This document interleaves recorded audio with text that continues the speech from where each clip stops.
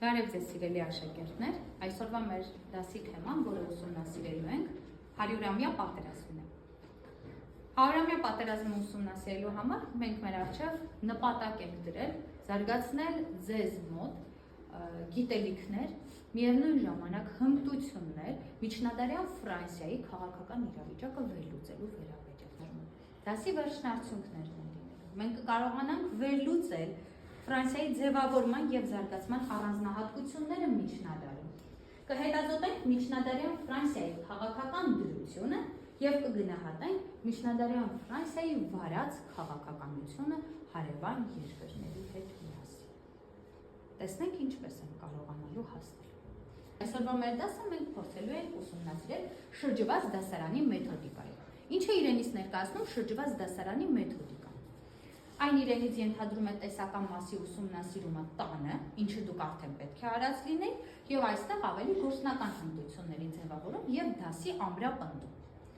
Նայել ենք տեսաբացատրությունը դասի։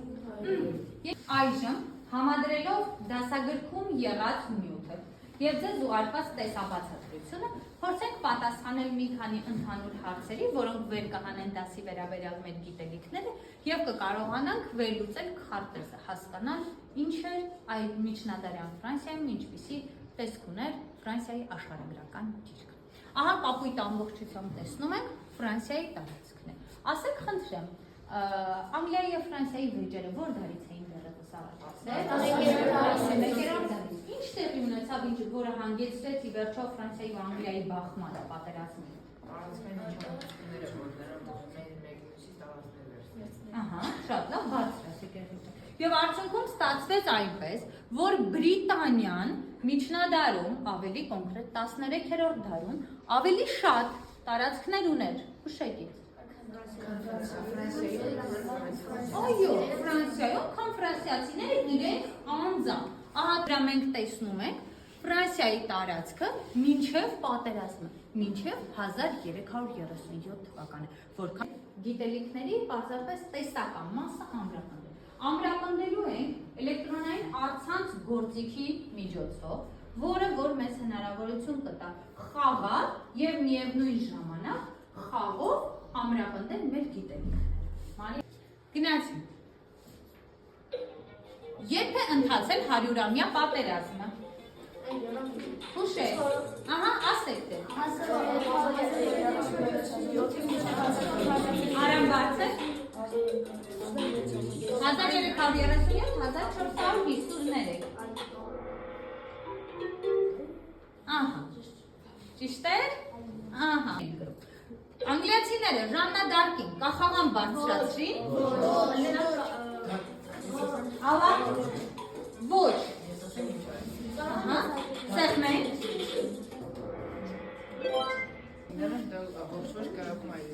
Հրկիզեցին, այո, խարույկի վրա ողջ հրկիզեցին։ Շատ։ Ի վերջո, Մելինե որ երկիրը հաղթեց, Անգլիան թե Ֆրանսիան։ Ֆրանսիան, կեցեցին, հաղթեց Ֆրանսիան։ Խաղը խաղալուց հետո այժմ միասին կատարելու ենք մի փոքր հետազոտական աշխատանք։ Ինչ է իրենից ներկայացնելու սա։ Դուք ծանոթ եք, չէ՞, աշխարհացույց կրթական հարթակին։ Ահա, աշխարհացույցի միջոցով ուսումնասիրելու ենք միջնադարյան Ֆրանսիա, 100-ամյա պատերազմը, գործիչներին, իրադարձությունները եւ փորձելու ենք հարստացնել մեր գիտելիքները, խորացնել միջնադարյան Ֆրանսիայի վերաբերյալ։ Ով է ուզում գալ համակարգչի մոտ, որպեսզի աշխարհացույցով աշխատի։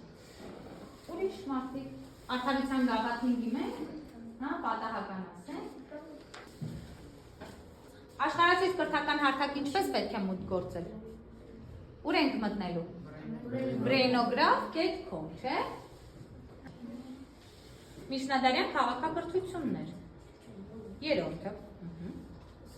Ահա։ Անջատումարի միջով։ Շատ միջնադարյան Ֆրանսիայի ֆիզիկական քարտեզ։ Ինձ ասեք խնդրեմ։ Պատերազմին վերաբերող իրադարձությունները ինչպես մենք գտնենք աշխարհացույցում։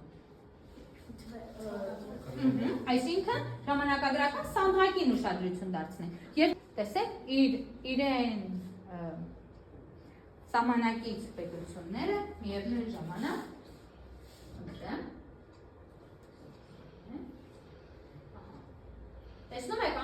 Ֆրանսիայի տարածք է, երեխեք ջան։ Տեսնում եք։ Շնորհակալություն։ Հիմա փորձենք մենք լամպի միջոցով մի փոքր խորացնել մեր գիտելիքները, ուսումնասիրել իրադարձություններ, ուսումնասիրել անձանց։ 100-ամյա պատերազմի հետ կապված անձանց եկեք ուսումնասիրել։ Շատ։ Ում կուզեք ուսումնասիրենք։ Ում մասին։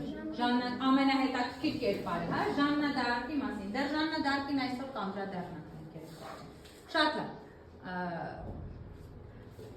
Ժաննա դ'Արկ, Լուի 9-րդ, Լուի 11-րդ, Կարլոս 5-րդ ու այսպես շարունակ Էդուարդ 3-րդ, այսպես շարունակ մեր դասին վերաբերող բազմաթիվ կերպարներ։ Հիմա Ժաննա դ'Արկ։ Հա, երեխեք։ Ժաննա դ'Արկ։ Ով էր ինչ էր իրենից ներկայացնում եւ ինչ ճանապարհ էր անցել։ Ինչ գիտենք Ժաննա դ'Արկի մասին։ Ես դες տվել էի, չէ՞, պատրաստել զեկույց տանը Ժաննա դ'Արկի մասին, որպեսզի կարողանանք այստեղ մի փոքր ավելի մանրամասն խոսել։ Ինչ գիտեք Ժաննա դ'Արկի մասին։ Ինչ կարող եք ասել։ Խնդրեմ։ Ասա Լևոն։ Որ ինքը 18 տարեկան էր, եւ ինքը երազում տեսել էր, որ ինքը պետք է դառնա Ֆրանսիայի Թագուհի չէր դառնալու։ Ինքը 19 տարեկան էր։ Անընդհատ երազներ էր տեսնում, անընդհատ տեսիքներ էր տեսնում, որ ինքը պետք է ազատագրի Ֆրանսիան։ Արմեն ջան, ում մասին էր խոսքը։ Ժաննա դ'Արկի։ Ազատագրելու եք որ երկիրը։ Ում տիրապետությունից։ Անգլիայի։ Անահիտ կարողացավ ազատագրել։ Կկարողանա ազատագրել։ Ալլա սակայն ինչ ճակատագիր կունենա ինքը։ Մահապատիժ կհրկիզեն խարույկի վրա ողջ կհրկիզեն Ժաննա դ'Արկին։ Այո, շատ բարի։ Էն ինչ գիտենք Ժաննա դ'Արկի մասին։ Ինչ կասեք, ինչ կավերացնեք։ Որ նա կարողացավ նպատել Ռեյնս քաղաքը։ Ռեյնս քաղաքը։ Եվ Ռեյնսի զորքերը շրջանցել, որպեսզի կարողանա ազատագրի։ Ընտիր, շատ լավ։ մահից հետո դատարանը եւ նրան արդարացրեց։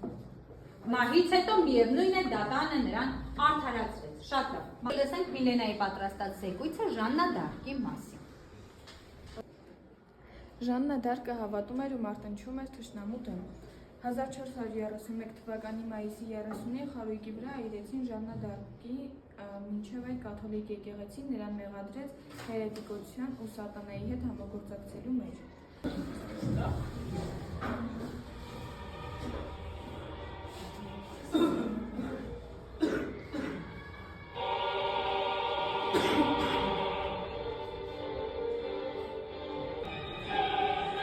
Արդեն 1909 թվականին Պիոս 10-րդ պապը Ժաննային հռչակեց երանելի, իսկ 1920 թվականի մայիսի 16-ին Բենեդիկտոս 15-րդը նրան դասեց սրբերի դասը։ Ֆրանսիայի գրեթե բոլոր կաթոլիկ եկեղեցիներում կա Սուրբ Ժաննա դ'Արկի արձանը։ Օրլեանի կույսը պատկերված է տղամարդու հագուստով, սուրը ձեռքին։ Այս զեկույցում նշվում է, որ ֆրանսիացիները իրենք էին դատը վարում։ Ինչու ձեր կարծիքով։ Ինչ էր հենց Ֆրանսիա դատում իր երկիրը ազատագրած անձին։ Ասա Լևոն։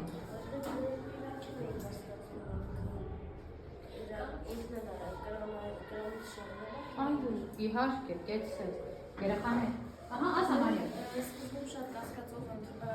ընդունեցին նրան, բայց Ինչպես կարող էր 19-ամյա աղջիկ ազատագրել։ բայց հետո Շարլը համոզվեց, որ նա Աստծո կողմից էր ուղարկվում։ Այո, կեցեք։ Այո, երեխեք ջան, այսինքն տեսեք միջնադարյան Եվրոպայում բարքերը այնքան կաղապարված են, այնքան սահմանափակ են, որ արդյունքում անգամ ֆրանսիացիները իրենք չէին հավատում, որ 19 տարեկան մի ջահել աղջիկ կարող էր ազատագրել երկիր։ Աշակերտներ, այժմ ուզում եմ, որպեսզի մենք մի փոքր երևակայական դաշտ տեղափոխվենք ու փորձենք միասին ստեղծագործել։ Պատկերացրեք, երևակայեք, որ դուք գտնվում եք դատարանում եւ տեղի է ունենում Ժաննա դ'Արկի դատավարություն։ Ունենալու ենք Անգլիայի ներկայացուցիչ, ունենալու ենք Ֆրանսիայի ներկայացուցիչ եւ փորձելու ենք հասկանալ, թե ինչպես նրանք կմեղադրեն կամ կպաշտպանեն Ժաննա դ'Արկին։ Եկեք փորձենք։ Ես Ժաննա դ'Արկի պաշտպանյանից կարող եմ ասել, որ Ժաննա դ'Արկը կապ չունի հերետիկոսության եւ սատանայի հետ համագործակցության հետ։ Ինչու։ Քանի որ նա զորքեր էր խփել Կարլոս 7-րդից եւ Կարլոս 7-րդի զորքերը կարողացել էր ճակատամարտել Անգլիայի դեմ։ եւ Հիմնավորեք, որ նա հերետիկոս չէ, ինչպես կարող եք 19 տարեկան աղջիկը հաղթել եւ ազատագրել Ֆրանսիա։ Իր երազների եւ տեսիլքների հետ միասին, քանի որ նա տեսել էր եւ ցանկանում էր կատարել եւ ազատագրել Ֆրանսիան եւ մնալ այդ պատմության մեջ որպես կարևոր մարդ այդ պատերազմում։ Բայց էլ մեծ կազմակերպչական չի որ։ Դա է Դա է պատճառը, որ հաջողություն ունեցավ Ֆրանսիան։ Լավ։ Մյուս ներկայացուցիչ։ Եվ որ նրան արքան զորք տրամադրեց, նա հաջողությամբ կարողացավ գրավել Օրլեան քաղաքը եւ ազատագրել Ֆրանսիան։ Շնորհակալություն բոլորիդ մասնակցության համար, սիրելի աշակերտներ։ Ինձ թվում է այս դասը դեռ բավականին երկար ժամանակ դուք կհիշեք։ Այս դասի մեջ ձեզ ամենազարմացնող հատվածը ինչ կասեք։ Ահա։ Դաժան հրկիզումը, որ Ֆրանսիան ինքն էր դատում Ժաննա դ'Արկին, ահա։